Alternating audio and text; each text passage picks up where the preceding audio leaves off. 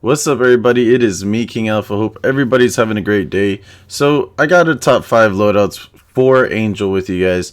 If you guys are enjoying this video or enjoying the Angel videos and everything, don't forget to leave a like and maybe subscribe if you want to, because I'm definitely going to do more tips and tricks.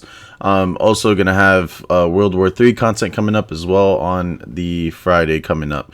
So, anyways, I wanted to give a top 5 loadouts with Angel. I think someone gave me the idea last night, and I was gonna do another like tips and tricks video, but I figured this actually might be a really good video because of the fact that each specialist is very different. So maybe different loadouts are actually better with you know, different specialists. So why not do this one? So I'm basically gonna give you guys the top 5 guns that you guys can definitely use for each of the kind of setups and everything. And then I'm also gonna have like one loadout that is special to its own. So I'm not going to try and take this too long. Hopefully it does go below 10 minutes. But anyways, let's get into it. So the PP29 is the first loadout, and this is obvious because of the fact of how strong the PP29 is.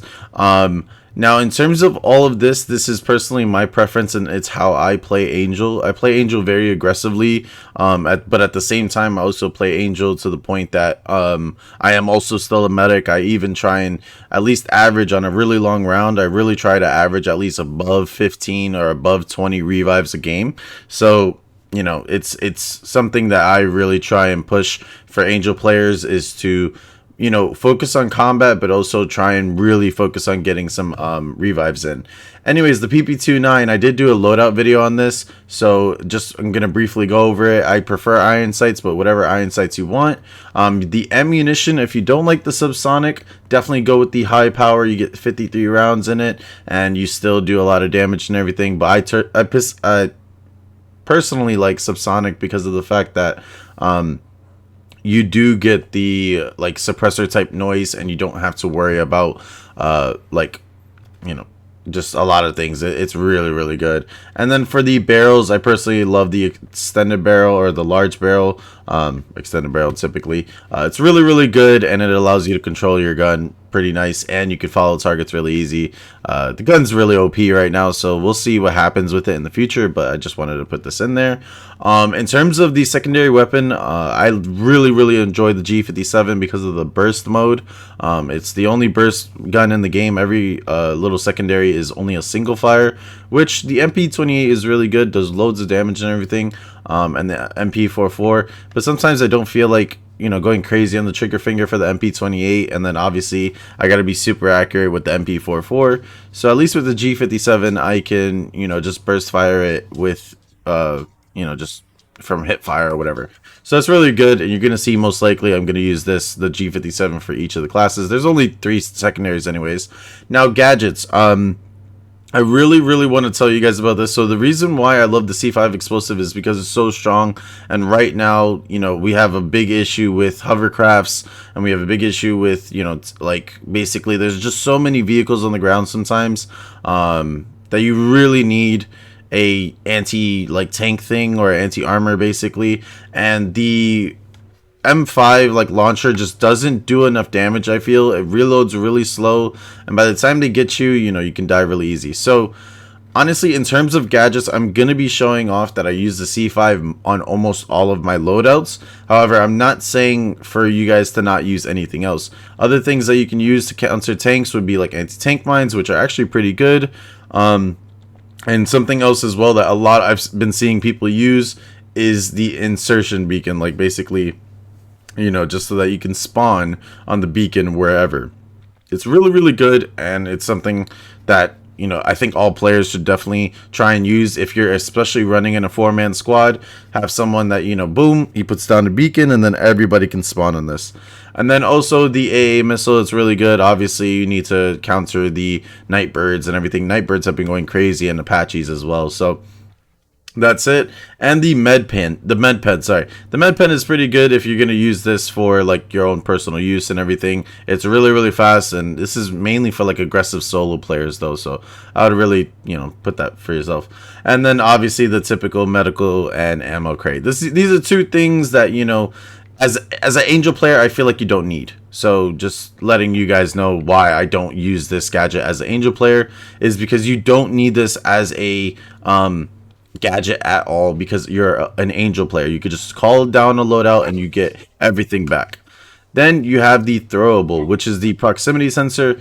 Typically, everybody knows, like, I'm sorry, proximity sensors are amazing.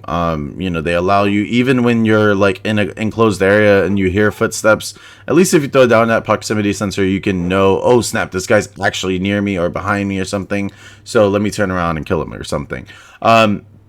If you want to be a really like good combat medic, you should use smoke grenades. Smoke grenades are really good, so they can go boom, you pop it on someone's body, and then you can go and pick them up. It's really, really good, especially if you're working in a group, and it's really, really fun to just, you know, throw down that smoke grenade and you get that cover. Frag grenades are really good, obviously, but you need to land them, so I just always use the proximity sensor. Typically don't have to worry about a frag grenade. And then EMP grenades are good to disable tanks and vehicles, but I typically leave that to like other specialists, if that makes sense. So like maybe like a Sundance or like a Mackie or something. So yeah. Also the incendiary grenade is pretty good, but you do unlock this at like level 42. But I've been using this for the SCAR class or the SFAR class, so I don't need this. Anyways, let's get into the next loadouts.